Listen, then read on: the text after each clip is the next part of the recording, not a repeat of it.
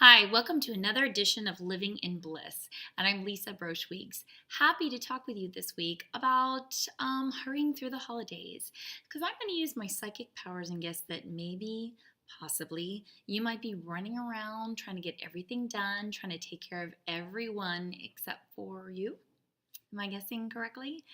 Gee, how would I know that? Yeah, because I know I started to fall into this trap myself. I'm doing a lot of traveling this year. I'm fortunate enough to be doing a certification in positive psychology over in San Francisco, California this year, which is exciting, but it takes a lot of travel time. I started right about Thanksgiving, starting to fall down this hill of trying to get everything done really fast, and my really wonderful son and husband staged a mini intervention to tell me that they didn't want to see me get wrapped up in this. And so I was momentarily taken aback by thinking, this is what I'm supposed to do. It's the holidays. We're kind of programmed to think we got to jump into it day after Thanksgiving, get all your shopping done. If you haven't started, you're way behind. And I started to fall into that. And so what I did instead is decided I was going to be really purposeful and intentional about my holiday planning this year. And so I recommend doing a couple of things. And I'm going to post these at the bottom of this broadcast as well so you can have quick access to them. So there's three things I recommend doing before you take any steps in your holiday preparation or any more steps in your holiday preparation, including gift buying, party going, party throwing, trying to see relatives, all that business. So I would say three things you want to keep in mind. First of all, ask yourself this question: why am I doing what I'm doing? Why am I doing what I'm doing? Secondly, who's being served?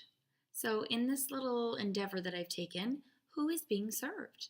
And thirdly, how and when will I pull it off? Now, I'm going to just kind of give a little hint here. So when you go to the first question and you're saying, what's your motivation or why am I doing what I'm doing?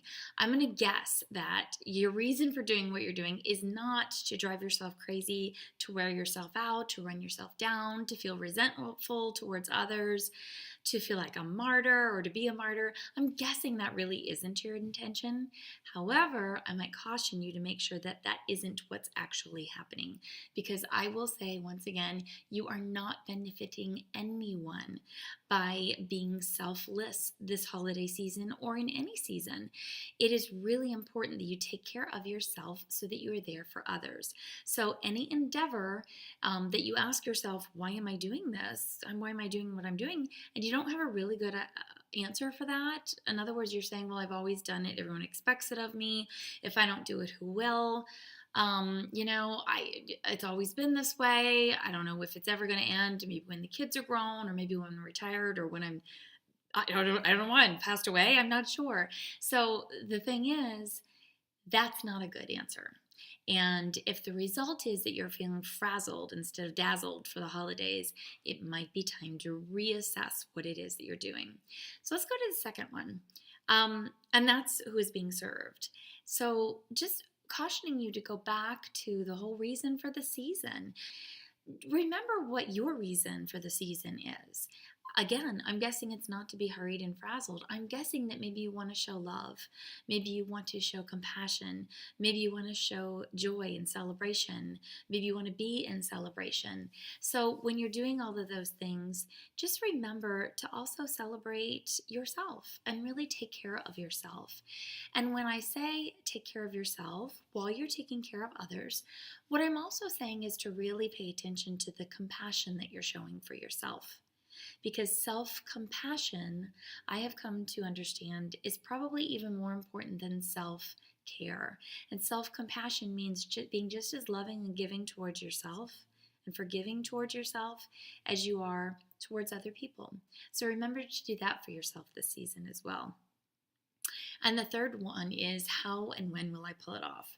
Now, this is another one that my really very brilliant husband brought to my attention was a great tool that I've been using probably for about 3 weeks or so now.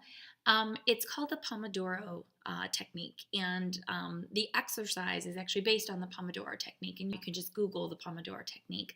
But I'm going to put a quick synopsis also in the bottom of this broadcast for you. And basically, what it is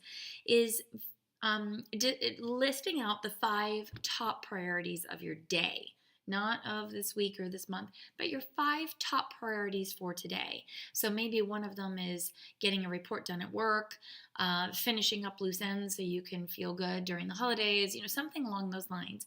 Or maybe your top priority is to get your Christmas cards addressed and purchased and sent out. Or maybe it's getting 3 or 4 people checked off the list. Or maybe it's reviewing your list. I actually put that on mine. So you'll see here that I have my list for tomorrow. I think you can see it pretty well right here. And what I have listed out are the top 5 things I want to get done. So maybe I have finished another chapter from my book.